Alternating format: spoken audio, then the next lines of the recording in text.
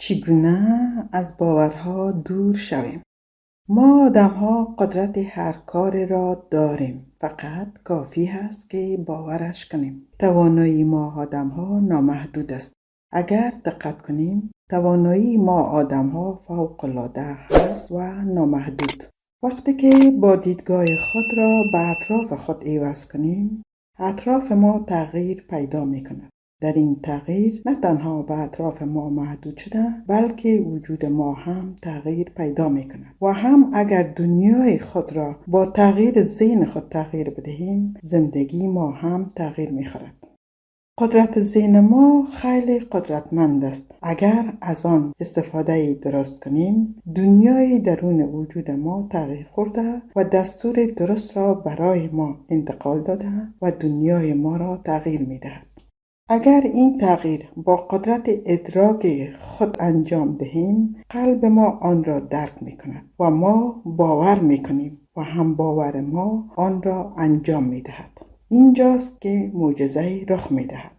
اگر ذهن خود را درگیر چیز کنیم، ذهن ما باورش می کند و کم کم عمل می کند و این باور به ذهن کمک می کند تا آماده سازد و انجامش بدهد. اتفاقی که می افتد که ذهن ما به بانها شروع می کند و برای ما تذکر می دهد یا می گوید که نمی توانی انجامش دهی و یا تو استعداد این کار را نداری و یا همچنان می گوید اگر انجام بدهی شکست می خوری و غیره.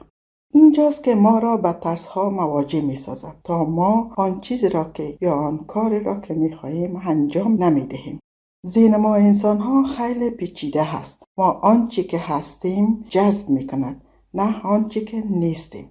این چیز نیست جز باورها و تفکراتمان.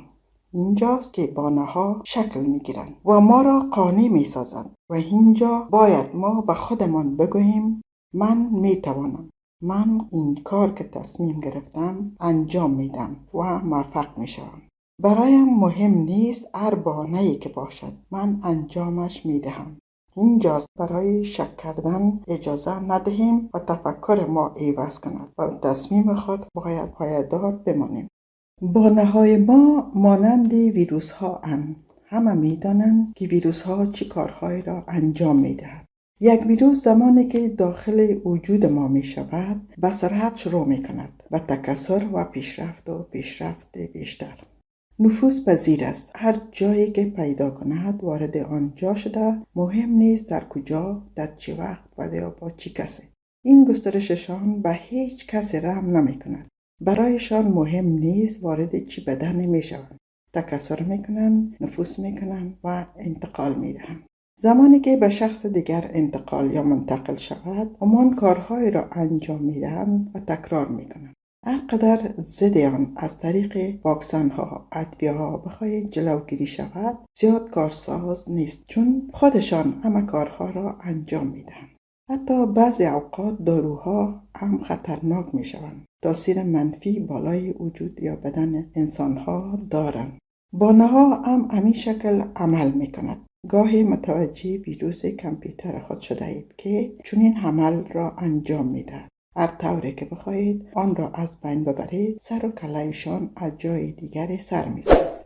اما نباید بترسیم، چون در ابتدا هم گفتیم انسان‌ها قدرت توانایی آن را دارند که در مقابلش مقابله کنند، چون این قدرت توانایی از طرف خداوند برای انسان‌ها عطا کرده که خود را از زنجیر و یا علقه‌های اینها رهایی یابند و از آنها به نفع خود استفاده کنند. بله، درست متوجه شدید. اینجاست باورهای ما، یعنی با تمام انرژی ما انسان‌ها قابلیت این را داریم که خود را تغییر بدهیم و اگر خود را از بانه‌ها رها کنیم، آینده خوبی در زندگی خود داریم. شیوه تغییر عادت‌ها و رهایی از بند بانه‌ها و بانه تراشی‌ها کار ساده نیست. اگر دورش کنیم به آنچه که می‌خواهیم می‌رسیم. سخت است که عادت‌های دیرینه خود را تغییر بدهیم. در این باره استاد بزرگ امریکایی آقای وین دایر چنین بیان کرده اند: برای رهایی از بانه‌ها حتماً تاثیرگذار هست اگر انجامش بدهیم. صرف دانستن این نکته که چگونه باید بیندیشیم لزوما بر این معنا نیست که می توانیم عادت دیرینه خود را کنار بگذاریم. از این رو من به مطالعه از دیگر دانشمندان پرداختم تا در این باره عادتها و افکار کهنه که به شکل عذر و بهانه جویی‌ها هست کمک بگیرم. اینجا که احساس کردم که یک نیروی قدرتمند در من که من را به جلو میراند، بهانه‌ها آن را جلوگیری میکند. روش رهایی از بهانه‌ها را پیدا کردم.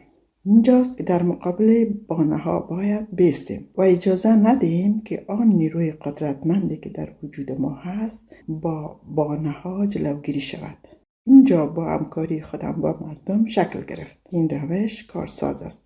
باید پرسیدن و افکار دیگران تحقق در مورد حمایت افرادی که با ما بزرگ شدند یا ما با آنها بزرگ شدیم از دوران کودکی و یا نوجوانی متوجه شویم که آن دوره ها را کمرنگ سازیم و افکار نو را جایگاه آنها بسازیم و اینجا برای خود بگوییم بهانه‌ها بس است و کنارش بگذاریم. در این مدتی که من با آنها زندگی کردم طولانی بوده است، دیگر بس است.